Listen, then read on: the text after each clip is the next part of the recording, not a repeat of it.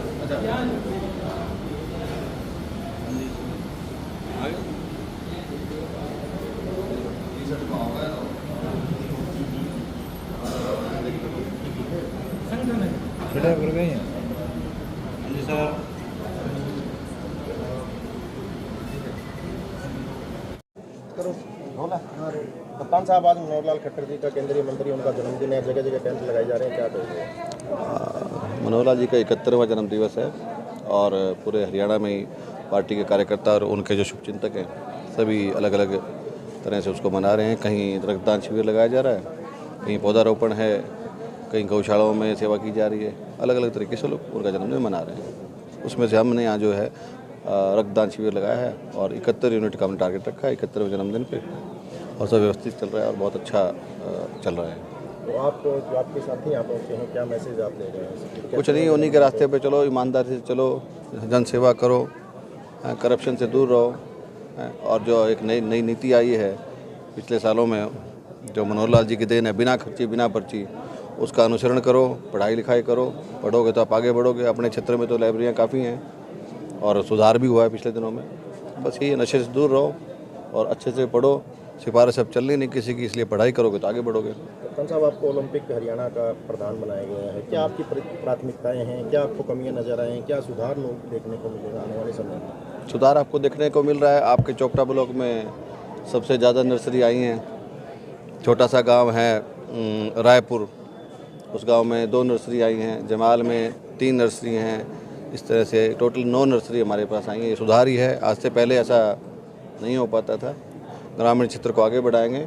जिस ग्रामीण के पास में पैसे का अभाव है, सुविधा का अभाव है, उसको सुविधाएं उपलब्ध करवाना और निष्पक्ष तरीके से उसका चुनाव हो, सिफारिश ना चले, और जो 100 कार्ड लोग हैं, जो बड़े लोग हैं जिनकी चलती है, उनको भी मौका मिले, पर जिनकी नहीं चलती है उनको भी मौका मिले, ऐसा प्रयास करेंगे। इससे पहले कुछ विवाद रहते थे, खिलाड़ियों की शिकायतें रहते थे, इसको लेकर के कोई आपको? विवाद रहते थे, चलो पुरानी बातें हैं, पुरानी बातों को छेड़ना अच्छा नहीं होता, क्योंकि विवादों का कहीं ना कहीं संबंध इलाहाबाद हल्के से भी है। तो मैं चाहता नहीं कि मैं उस बारे में कोई बात करूं। आगे सब कुछ ठीक चलेगा, मैं ऐसा कहना चाहता हूं। हरियाणा ओलंपिक स्टेट जो उसकी बनाई गई है, उसकी तारीख अभी फाइनल नहीं है, उसकी कितनी तैयारियां कर ली गई है?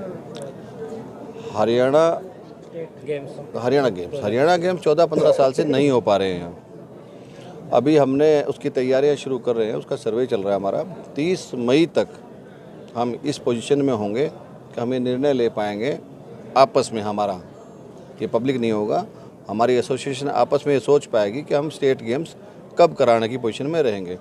क्योंकि अगर हम स्टेट गेम्स करते हैं तो सभी गेम्स में लोग पार्टिसिपेट करेंगे। लगभग हमारे ग्रामीण लोगों को 1000 बच्चों को नौकरी मिलने की मुझे उम्मीद है, क्योंकि उनका कोटा अलग होता है और स्टेट गेम्स में पार्टिसिपेशन के बाद में उनको डी ग्रुप में एलिजिबिलिटी मिल जाती है। और अगर ये ऐसा चलता रहता 14-15 साल तो 10-12 हज़ार नौकरियां हमें मिल सकती थी। अब कर रहे हैं कोशिश, 30 मई तक हम हमारा सर्वे पूरा हो जाएगा, क्योंकि काफ़ी बड़ा इवेंट होता है और लगातार होता रहता तो उससे फ़र्क ना पड़ता, फिर तो ठीक हो जाता। क्योंकि 14-15 साल से नहीं हो पा रहा है, समस्या ये है, तो सारी व्यवस्थाओं को दोबारा से नई रूपरेखा देनी पड़ रही है। थोड़ी मेहनत करनी पड़ रही है, हो जाएगा। कप्तान साहब, एक लोगों से जुड़ा हुआ सवाल है, पानी को लेकर के बड़ी दिक्कतें आ रही हैं, बहुत महंगा पानी पी रहे हैं, खासतौर पे 45 साल के लोग। पहले मैं उनके सवाल का जवाब देता हूँ। कुछ नए गेम भी जुड़े हैं ओलंपिक में, 6 गेम नए जुड़े हैं। हालांकि उसमें से क्रिकेट ही एक ऐसा गेम है जिसको आप जानते हैं, बाकी थोड़ा हमारे यहाँ पे कम खेले जाते हैं। ओलंपिक में जो यूरोप में और वेस्टर्न कंट्रीज़ में खेले जाते हैं, हमारे यहाँ भी उन खेलों को हम, क्योंकि वो ओलंपिक से जुड़ गए हैं, हम उनको भी उनका प्रचार प्रसार करेंगे, उनको कोशिश करेंगे हमारे बच्चे उन गेम्स को खेलें। जो बात आपकी पानी की है, पानी में जो बाखड़ा की लाइनिंग है, उस लाइनिंग को मजबूत करने के लिए एक समय सीमा तय की जाती है।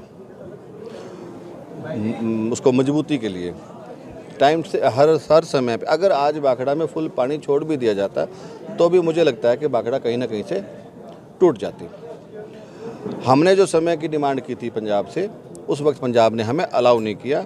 हम इसको रिपेयर करना चाहते थे हमारे एरिया को, ताकि वो पानी जब बंद किया जाता है उसमें बंदी होती है 1 महीने की, हर साल आती थी। वैसे पिछली बार भी हमें समय के सही समय नहीं दिया गया उन्होंने रिपेयर का, इस बार भी उन्होंने हमें आगे पीछे कर दिया, जिस वजह से हम सही समय पे उसकी रिपेयर नहीं कर पाए। रिपेयर हर साल होती है, पिछले साल भी 1 महीना बंदी हुई थी, आप जानते हैं, उससे पिछले साल भी हुई थी। ये टाइमिंग आउट हो गई हमारी, ये ठीक हो जाएगी, ये आखिरी बार ऐसा विषय है, आगे से ये ठीक हो जाएगी। जैसे लोगों को काफ़ी नुकसान हो रहा है, 1-1 हज़ार रुपये के टैंकर गिरवाए जा रहे हैं। हाँ, नुकसान तो हो रहा है। लोग तो देखो, पानी सबसे बड़ी चीज़ है, पानी की वजह से अगर ऐसा गलत मौके पे उन्होंने पॉलिटिसाइज़ कर दिया इस मैटर को, पानी को पॉलिटिसाइज़ नहीं करना चाहिए था। जिस हिसाब से जिसको मिलना चाहिए था उसी को मिलना चाहिए था। उन्होंने हमें टाइम आगे पीछे कर दिया, हमारी टाइमिंग को ख़राब कर दिया, जबकि हमें अब ज़रूरत थी पानी की। अगर सही टाइमिंग होती तो कोई इशू ना होता। बदकिस्मती से हमारे कुछ मेंबर्स भी, पार्टिसिपेशन हमारा BBMA में कम था, अब पार्टिसिपेशन पूरा हो गया है तो सही हो जाएगा। एक बार तो समस्या थी, अब किसान तो बेचारा समस्या झेलता है हमेशा से ही, पर ये समस्या गलत समय पे आ गई। कब तक सुधार होगा? ये जो लाइनमेंट का काम है, मेरे को लगता है 10-12 दिन और है, उसके बाद सब ठीक हो जाएगा। 10 एक दिन का लगता है और है। 80 mm का वो ऊपर वो कर रहे हैं उसको।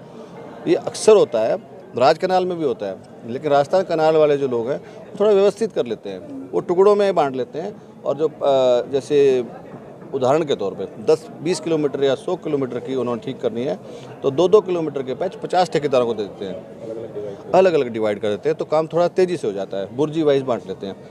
पंजाब के जो मिसमैनेजमेंट की वजह से वो बुर्जी वाइज नहीं बट पाया, थोड़ा उसमें समय लग गया। लगता है आगे से ऐसा नहीं होगा। अब ये संज्ञान में है, केंद्रीय नेतृत्व संज्ञान में भी है और ये ठीक हो जाएगा। ठीक।